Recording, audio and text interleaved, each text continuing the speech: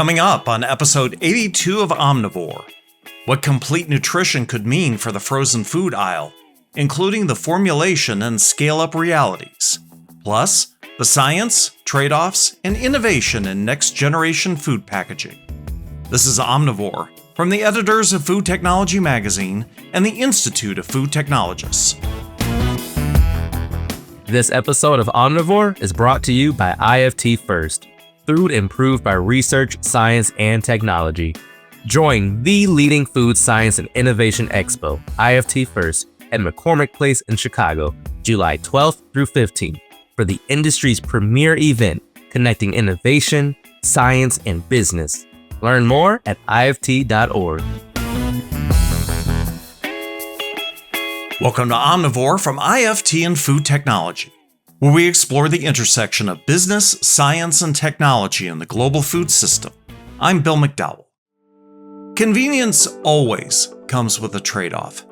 If you need something fast, you often give up something else: nutritional quality, balance, or the feeling that you've actually eaten a complete meal. But expectations are shifting. Consumers increasingly want convenient foods that are designed with nutrient density in mind, especially as eating patterns change and some people are looking for ways to get more nutrition from fewer bites. One company trying to deliver on that idea is Kanzen Meal, a line of single-serve frozen entrees formulated around the concept of complete nutrition, with a design target that includes protein, fiber, and a broad set of essential vitamins and minerals in each portion. Food Technology's Science and Technology editor, Julie Larson-Brisher, spoke with Bob Little, CEO of Kanzen Meals, about what complete nutrition means from a food science perspective, what it takes to formulate meals built around a defined nutrient profile, and how the category could evolve as consumers expect more from frozen convenience. Hi, Bob. Thanks for joining us today on Omnivore. I'm excited to have a chance to talk more about Kanzen Meal, where food science meets well-being. Well, thanks, Julie. I'm really excited to be here today. Well, let's dive right in. Can you tell us a little about Kanzen Meal, the story behind it, and how the product line aims to live up to the brand slogan, comfort food for well-being? Sure. Well, Kanzen means complete in Japanese, and really that philosophy is the heart of everything that we do. If you didn't know, Kanzen Meal is actually a subsidiary of Nissin Foods, and we were founded on a simple but really powerful belief that food can be both deeply comforting and genuinely good for you. So from the beginning, our goal was to reimagine comfort food by making it nutritionally complete without sacrificing taste. And each Kanzen meal is a complete nutrition meal with an optimal balance of proteins and fats and carbs, and delivering 1/3 or more of all 27 essential vitamins and minerals, 10 grams of fiber, and 0 grams of added sugar. And we carefully controlled the sodium to less than 1/3 of the daily recommended intake. So in other words, every meal is designed to actively support your well-being rather than, just fill you up. And just as important, we never wanted Kanzen Meal to feel like a diet food. So instead of asking people to change how they think about meals, we focused on elevating the dishes that they already love. So we partnered with culinary experts to ensure our meals taste as good as they are nutritious. And it's really resulted in 5 fantastic offerings. We've got a fettuccine alfredo, a spaghetti bolognese, a shrimp teriyaki, spicy dan dan noodles, which is like a Szechuan street food, and spaghetti carbonara. And that combination of familiar, craveable foods built on the foundation of complete and balanced nutrition, it's exactly what our slogan means to us. Kanzen Meal is comfort food for well-being, designed for real life and real appetites. Why is now the moment for Kanzen Meal? What's changed in consumer behavior that made this idea viable? Well, that's a great question, Julie. Now is the moment because several major shifts are converging. Consumers are more focused than ever on their wellness, not just calories. They're focused on how food impacts their energy, their focus, their metabolic health, and their long-term well-being. Nearly half of Americans are dealing with some form of metabolic illness like obesity or high blood pressure or diabetes. And while about half of us say we're actively trying to eat healthier, very few of us meet the recommendations for fruits or vegetables or fiber. only about 5% of Americans are actually getting the recommended amount of fiber. It's almost none of us. And at the same time, people still want to enjoy the food that they love. Comfort and satisfaction matter, which is why restrictive diets are so hard to sustain. They all work in theory, but it's hard for us to stay on them. So there's also a growing dissatisfaction with the traditional frozen meals that are out there, which is long emphasized, low calorie diet food that often leaves people feeling hungry. And add to that the rapid adoption of GLP-1 medications, where eating less makes nutritional quality per meal more important ever. Think of it as like nutritional ROI. Kanzen Meal sits at the intersection of all of these shifts, offering familiar, satisfying comfort food that intentionally designed is to deliver complete nutrition without restriction. So when you say these meals deliver all 27 essential nutrients, delivering that complete nutrition in one meal, what does that really mean in practice from a food science standpoint? And how is that different from how frozen meals have traditionally been formulated? Well, Julie, it's really a fascinating story, at least to me. We start by analyzing the natural ingredients of every single dish to understand what the nutrient profile is of every single ingredient. And then we compare that analysis to the optimal balance of proteins and fats and carbohydrates and all 27 essential vitamins and minerals to see where the gaps are. And that's where the real food science comes in. We then leverage, fortification in some points to optimize each dish to get to what we call an optimized nutrient-dense meal. Historically, frozen meals have all focused on being low calorie. And that often means stripping out nutrient density and flavor to get to just a low calorie number. Some of these things are as low as 260 to 320 calories. And the result has been an unsatisfying experience, both nutritionally and in taste. What we're doing is exactly the opposite. We're making each Kanzen meal taste fantastic, and then we leverage food science to make sure that each dish has that optimal balance. I know we talked about that before, where it's like you start out with a chef, right? Who's delivering on that taste profile, right? And then you kind of look at it from that food science standpoint to see where those gaps are.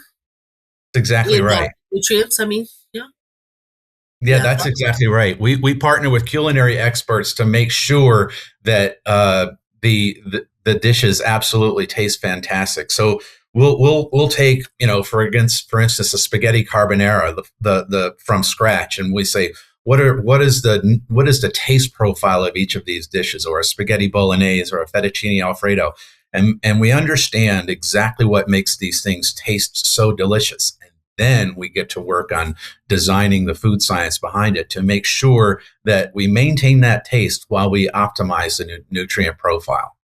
Yeah, it's fantastic. Well, now, one of the biggest complaints about frozen meals is that people are still hungry afterward. How do you approach satiety and actually making these meals feel like a complete eating experience? Yeah, satiety is a non-negotiable for us. A meal isn't complete if you're hungry soon after eating it.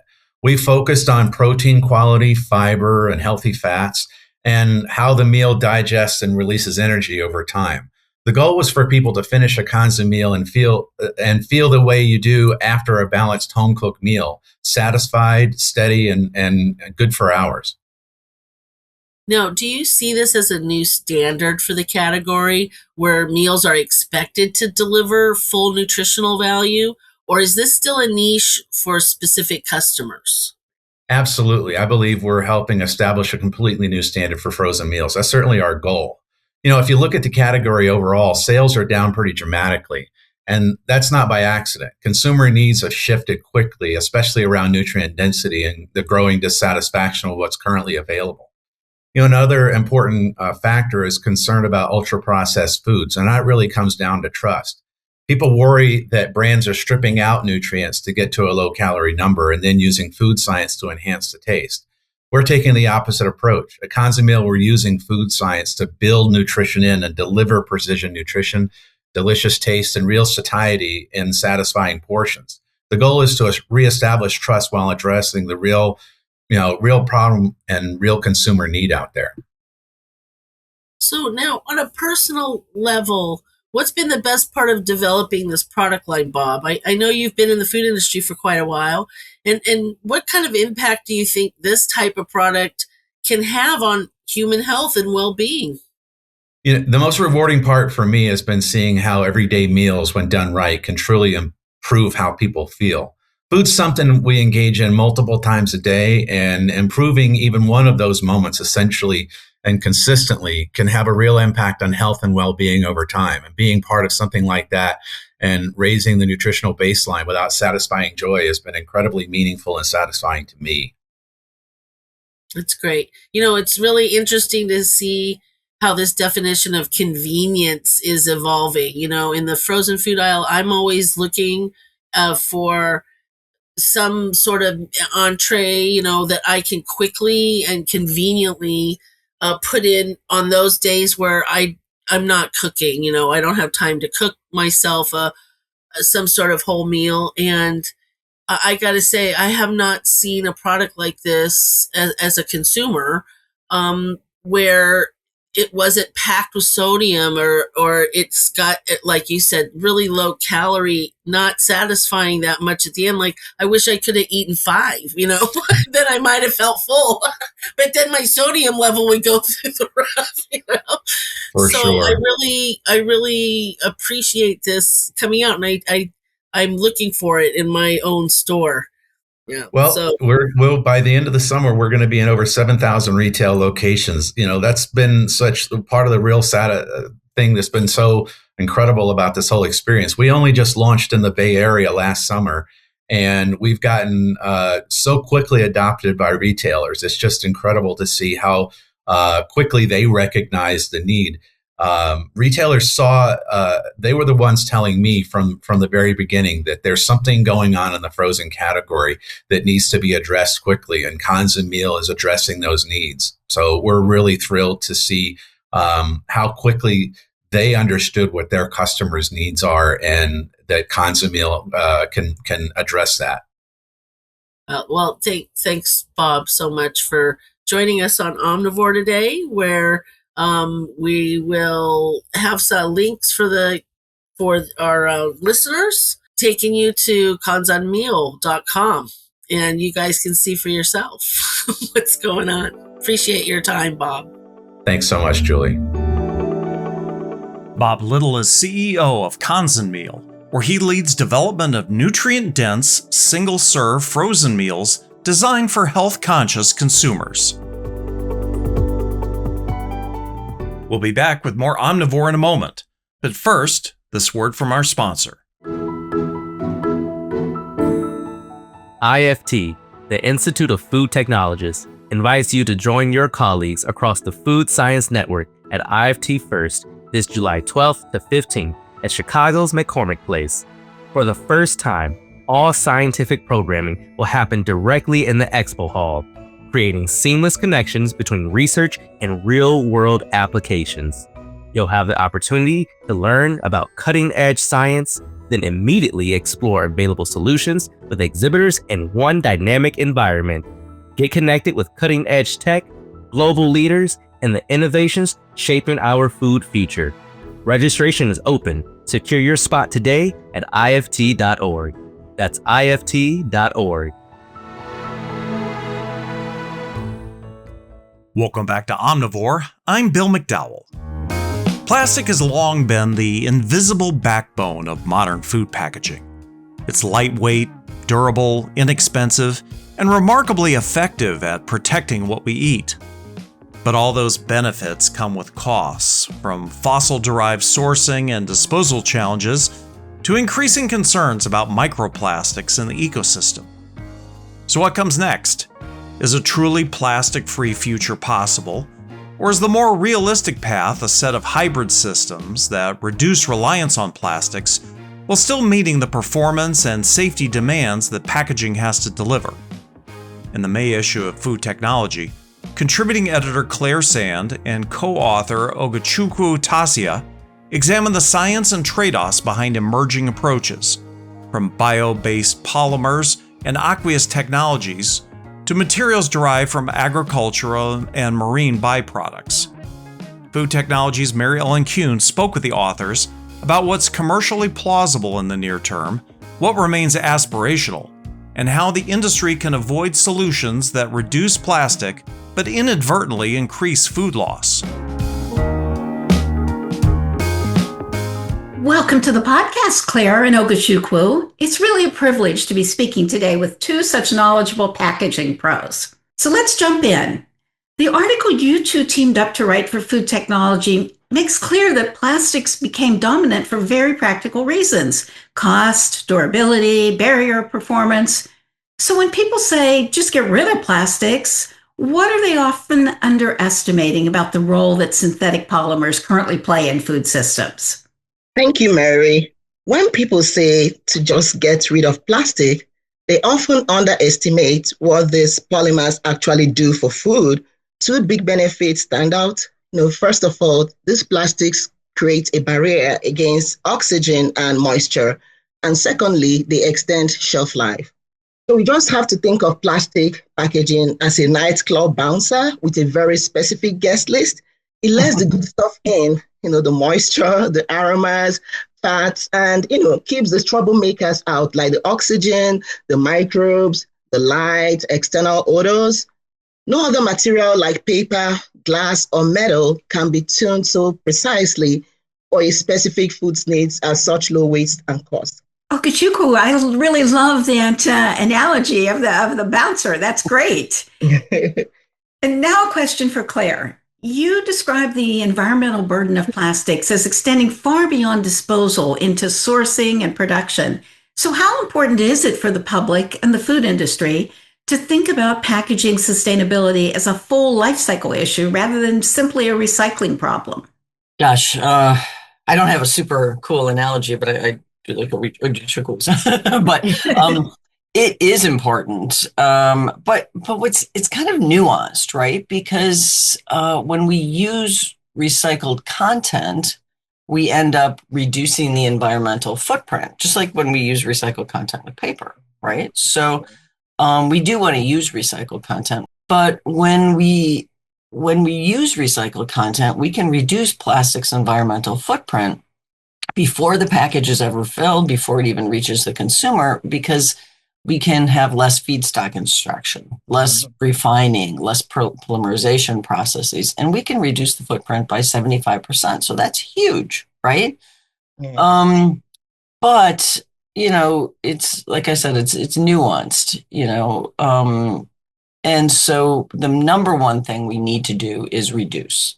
So if we reduce the amount of plastic that we use, if we reduce the amount of all packaging that we use, we can really reduce that environmental footprint. Less to recycle and less to handle in our systems. But recycling is one of the great things that consumers can do, right? So we don't want to stop consumers from recycling, but we want them to do is have an understanding that, okay, you could be buying a package that's recyclable, but the number one thing you should do is buy packaging or buy products with packaging that just simply have less packaging, right? So it sounds like an oxymoron, but we want to, first of all, reduce the amount of packaging that we have in the system and then recycle what we can. Well, that makes sense. So let's talk a little bit about the issue of microplastics, which are becoming one of the most emotionally charged parts of this conversation. Based on current science, where do you see the biggest knowledge gaps? And where does the concern already appear justified? Yeah, microplastics don't have very high consumer awareness, and in some ways, we may be at that stage, that's similar to the early lead exposure, where there was a widespread exposure, that was considered normal long before the long-term health impacts were understood. So the same way here in microplastics, we have to have that high consumer awareness. And one of the biggest knowledge gap here is not whether exposure exists. Of course, it does. It's how much exposure matters over time. The second gap is detection itself. Microplastics are so small that they are very difficult to measure in the environment. And, we still lack the standardized methods for detection, quantification, as well as characterization. I often talk with my children about microplastics because, they are naturally curious and sometimes concerned by what they hear. So I use those moments to educate them with facts and not fear. So while science is still learning, we are still learning about it through science. The best approach is to stay informed and to avoid unnecessary panic and focus on practical habits. How are we going to reduce this, by reducing single-use plastics, as well as using products responsibly and disposing them properly. So that's the takeaway for, all of us here, that microplastics deserve serious attention and continued research. And our primary goal is to be aware and make smarter choices, as well as responsible stewardship, but not being fearful. I think, Claire, do you have something to add on that? Yeah. I wanted to say I saw a poster from the NDRC, the National Resource Defense Council, when I was driving yesterday. And gosh, it focused on fear. It said microplastics are micro monsters, ... Use glass or metal reusable plastic bottles. And I was like, well, okay, yeah, glass and metal's good. But, I looked at it and I thought, okay, yeah, I'm worried about microplastics, right? But, it really focused on fear. These monsters in the poster were pretty vicious looking. They had teeth and horns and stuff. But in many places in the United States, at least, we can drink the tap water, and that's certainly more sustainable than shipping water. So I think we need to get away from the material science wars. They haven't really gotten our industry and the packaged food industry many fans, right? One material like the paper industry is saying we're better than anybody else, or the glass industry, or metal, or plastic, or it's things are like Ogechukwu mentioned in first. Plastic's good for some things, glass is good for others. That's okay, but we do need to address how we use packaging and microplastics, the generation of them potentially from compost, plastic coated fibers, as well as solid plastics. But it's fear is often not the best way to go about it. Kind of going back to what you said before, I guess it's nuanced. And in that vein, not all alternatives to plastics are equal. From bio-PE and PEF to starch polymers, marine biopolymers, and aqueous coatings, which technologies seem most commercially realistic in the near term, and which are still more aspirational? Yeah, that's a great question. They're definitely not on equal footing, so I love that. I'd place them kind of near term, midterm, and aspirational, which is a fun one. Commercially realistic now, we've got bio-PE and polypropylene. These are true drop-ins, zero changes to processing, performance, or recycling. They're already adopted. They're in use by Danone, Pepsi, Carlsberg Beer. And then right alongside them, we have aqueous dispersion coatings on paperboard from the APP group, Alstrom, BioBark. And these let fiber-based packaging like paperboard stay recyclable and compostable while, being tough against grease and moisture. Midterm, we've got PEF, which is fantastic. Polyethylene furanoid, superior gas moisture barrier. That's the lining in the Carlsberg beer bottle. We have starch-based systems like Curaway's high amylose cornstarch. We have TerraSafe's barrier platforms, and we're reaching EVOH, which has been like the oxygen barrier, goal. It's a great polymer, and these biopolymers, these bio-derived polymers, are reaching the capability of matching EVOH.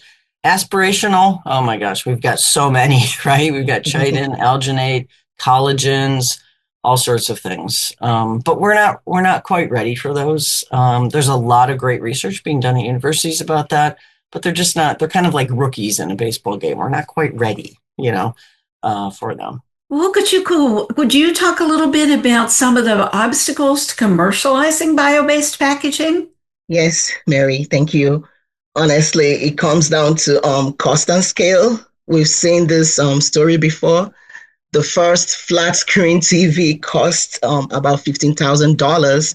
And it was not because that the technology was bad, but because nobody had built the factory at scale yet. But today, you can go to the store and buy a flat screen TV at $300.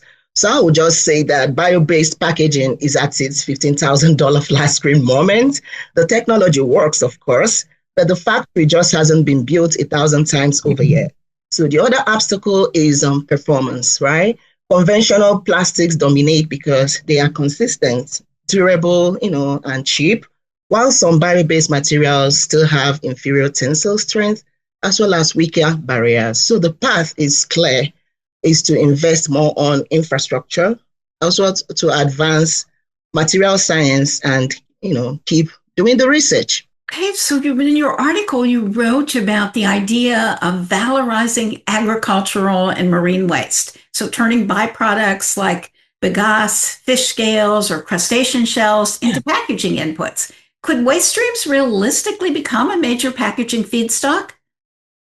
Yes. And that's really why it's so compelling. It's a 2-for-1 problem solver. You're simultaneously diverting organic waste from landfills where it generates methane and creating renewable feedstock.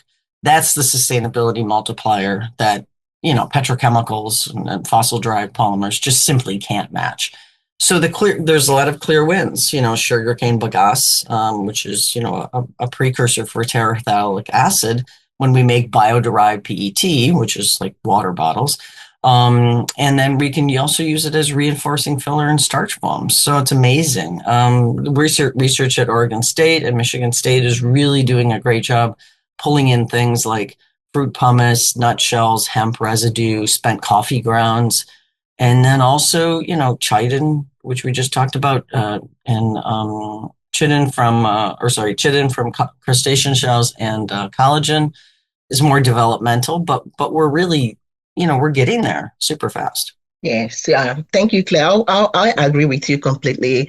Waste streams could become a meaningful packaging feedstock, and they are also a critical part of the long-term picture, but they will need to overcome real challenges around cost as well as material performance. They won't replace conventional plastic immediately. A key opportunity is bioactives.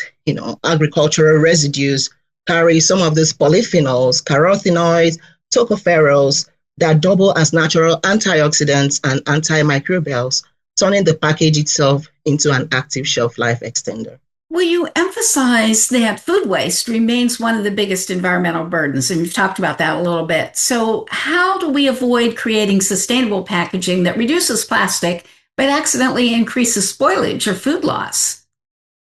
Yeah, this is the trap that, when Dr. Tasie and I wrote this column, that's what we worried the most about. We call it a regrettable substitution. If you swap petro for bio-based, you win on the environmental packaging footprint, right?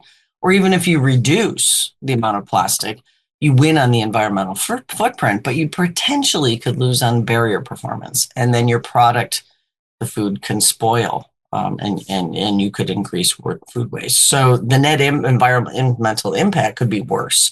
So we have to really put packaging's role number one, which is to prevent food waste. But we really need to focus on 3 things. First, if we're going to make substitutions or reductions in plastic, we have to hold these bio-based materials and the alternatives to the same standard. So can they actually protect the food as well? The second is we need to do this life cycle assessment, making sure that the entire system, including spoilage, is captured.